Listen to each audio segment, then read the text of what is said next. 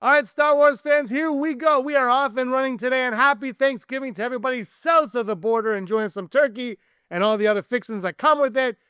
Thanks for making me a part of your day. I really appreciate it. We're talking Star Wars today, specifically Star Wars Starfighter, a movie that I think is going to be exactly what Star Wars needs.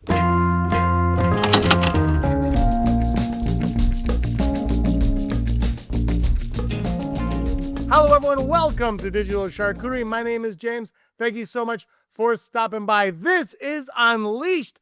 If you're new to the channel and you enjoy Star Wars, hit that subscribe button. I talk about it all the time right here and also on the Rebel Scum podcast, which just is in partnership with. We're doing them both for the holiday, and I want to talk about Starfighter today because this is a movie that, when it was announced, I was like, okay, that sounds good. I think Shawn Levy, and I've said this on the podcast many times, I think Shawn Levy is the perfect director right now for Star Wars. He did Deadpool and Wolverine, yes, but beyond all of that, if you look at the track record of Shawn Levy, he's solid gold for studios. He is exactly what Lucasfilm, Disney needs to right the Star Wars ship in the current climate of Star Wars. I've been a fan of his since Big Fat Liar. He's been working forever. He's a Canadian boy. Gotta love him. And he works hard, and his movies are all very, very accessible, which is very important. And the reason why, and look, I'm really excited, and I know people are going to shudder at this when I say it, I'm really excited for Mandalorian and Grogu. I love the Mandalorian and Grogu show, movie, TV show, whatever the hell it's called. I love the show, Mandalorian. I love these characters. I can't wait to see them on the big screen. That being said, I understand people's reservations regarding it. It is, a TV show being put on the movie screen. I get it. At the end of the day, though, I just want to watch Star Wars in the theater, and this is what we're starting with. But beyond that, Starfighter is next. It's happening. Shawn Levy is coming in and doing it. And why I think it is the perfect scenario right now is because, like I said, his track record. You go from Big Fat Liar, sure. Cheaper by the dozen, sure. Pink Panther, okay, maybe. Real Steel might be the only one in there that wasn't huge. But then, look, during the pandemic, which we all want to forget, and I don't blame you. I don't want to talk about it either. But the fact is, movies really didn't do very well. Christopher Nolan left Warner Brothers because of how they were handling movie operations during the pandemic. And yet he brought out this movie, Free Guy, with Ryan Reynolds, which is actually a really fun movie, a very accessible movie. And people went to go see it in the box office. When nobody was going to go see movies, he made a movie that people said, I got to go and see this thing. Free Guy, an original IP based on, there was not, I was like, what are people doing here? They went to go see this. Obviously, he has ties with Stranger Things, which is coming out right now. People love Stranger Things, and he's a big part of Stranger Things. I mean, Duffer Brothers are the biggest part, but Shawn Levy is right there with them. He directs 2 episodes every season of Stranger Things. Shawn Levy then goes into making The Adam Project for Netflix, which was a hit for Netflix, and Netflix is like, we love this guy. That made Disney say, okay, we got to make a third Deadpool. He's our guy. He agreed. Ryan Reynolds is obviously the one that brought him in, but Disney signed off on it and said, you got this. Let's do it. Here we go. Hugh Jackman has obviously worked with him on Real Steel. Actors like working with him. Studios like working with him. And now he's saying in interviews on podcasts that he's having all the freedom in the world to do whatever the heck it is he wants to do with this movie. In the Star Wars world, he's like, should we bring in this character? Why don't you use an original character? And I think part of it is Lucasfilm, Disney, Star Wars, whatever the hell you want to call it, are trying to right this ship that has split and divided and wrecked apart the fandom. Fans aren't convinced in the brand right now, in the Star Wars brand. There was a point in time when we were all in, and then a part of time where everyone's all out. And I think Disney Plus, while that kind of resurrected the Star Wars fan base with Mandalorian for a couple of seasons, there's been so much hit and miss in there that most people just call it a miss, and they wash their hands of Star Wars and walk away. And now Star Wars hasn't had a movie since 2019, and they're in this really tough spot, and they're trying to right the ship. This is what I firmly believe. I don't know if they know how to right the ship. I don't get my words twisted. I have faith. I hope they do. I like to be a positive guy, more of a optimist. I mean, in real life, I'm more of a pessimist, but on here, I'm more of an optimist. And I like to look at that. And I like to hope that they understand what they're doing. That might not be the case. That being said, I think they're trying really hard. And I think Shawn Levy, given the track record that he had, the last movie he made over $1 billion. Yeah, it was Deadpool and Wolverine. So naturally, it would make over $1 billion, you would say. Absolutely agree. But that movie might have been horse crap.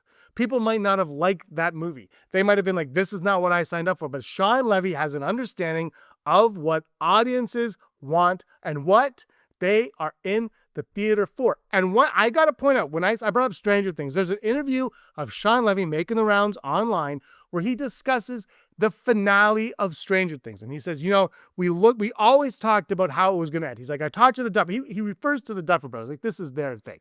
But he says, we always talked about it. And one of the things they were very cognizant of was the letdown that a lot of these series finales have with their fans, because they lose what made the audience gravitate to it in the first place. That is such a crucial thing that he said, something that I don't think has been discussed very often on anything I've read regarding Stranger Things or Shawn Levy at all. He understands what fans of the material want. You like this IP? There is a reason why you like this IP. Don't deviate from why people like the IP. You lean in heavily into what they like about the IP, and you make an original, fun, thrilling tale in that environment. You don't try to piss people off and lose your audience. You try to maintain your audience, make them happy, and hopefully new fans will gravitate in because of that, because of the success of that. And a perfect example of what I'm talking about and saying is a movie that I usually rank very low on my Star Wars rankings, but you got to give it all the credit in the world for what it did. And I had a smile on my face for 2 hours, and that's The Force Awakens. It understood the assignment. Now, it screwed up that assignment at the same time by not giving us any answers or clearing out any kind of storyline or anything like that. It just was, it's fluff, right? I call it a donut. It is a delicious, delicious donut. You eat it, you're like, that is so tasty. But it's empty calories at the end of the day. And then, you have your Last Jedi, which is like your vegetables and just all the greens. You could think of just like a ton of veggies just in your face. And then The Rise of Skywalker is like, is one of those like all like eat the 100-pound steak with the potatoes and the veggies and the mashed potatoes and then the grilled potatoes or whatever. They just like, there's too much going on. But The Force Awakens, my point though, is it was exactly what the fandom needed at that time. The prequels, and look, I love the prequels. I'm a prequel defender, a lover of the prequels forever and ever. But I'm old enough. I was there when the prequels came out. I know the reaction the prequels had when they came out. You can't pretend that people loved the prequels when they came out. They did not. They detested them. And when you told people you liked the prequels, they gave you a weird look, like you were a pariah. Like, what are you talking about? You like the prequels? Now, enough time has passed that people love the prequels. But when The Force Awakens was released, that wasn't the case. In fact, Disney, and I'm saying Disney, not Lucasfilm, Disney, Bob Iger wanted to separate the brand from the prequels as much as possible. And I believe that's why, when you see the Force Awakens trailer, it has all the pod race flags in it. That's why they were wiped out. That's why Galaxy's Edge was originally supposed to be an original trilogy theme park. Bob Iger saw the dailies from Force Awakens, changed it to the sequels. That actually is a great business move, makes complete sense. But they didn't want the prequels. There was no prequel nonsense going on. Rebels ended up sprinkling it in, and now there's a lot of prequel love. But that was a separation. I think we're at that point now with the sequels. As much as you can love the sequels, and I don't love the sequels like I do the prequels, I like the sequels, and I love aspects of the sequels, and I don't like other things. Whatever, they're movies. But they're in the same boat right now. And Shawn Levy is in the same driver's seat that J.J. Abrams was in. Only this time, Shawn Levy, he's not tied down by being episode 7. He gets freedom to do what he wants. And I think, and I believe firmly, that Starfighter is going to harken back. And it's going to give us that feeling that The Force Awakens gave us when we first stepped into that movie theater.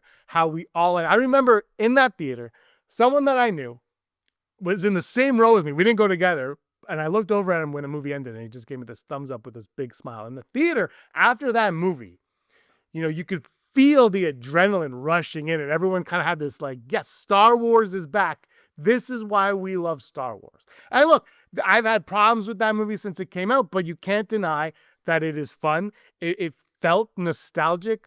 I mean, it was maybe at times a little bit too nostalgic, and I don't think Starfighter is going to fall into that trap. But Starfighter, if you look at this new image, not this first image, but this new image from Vanity Fair going around of Shawn Levy on the set of Starfighter, we're in some new ship. It's very Star Wars. Like right away, if you show anyone this, they know it's Star Wars.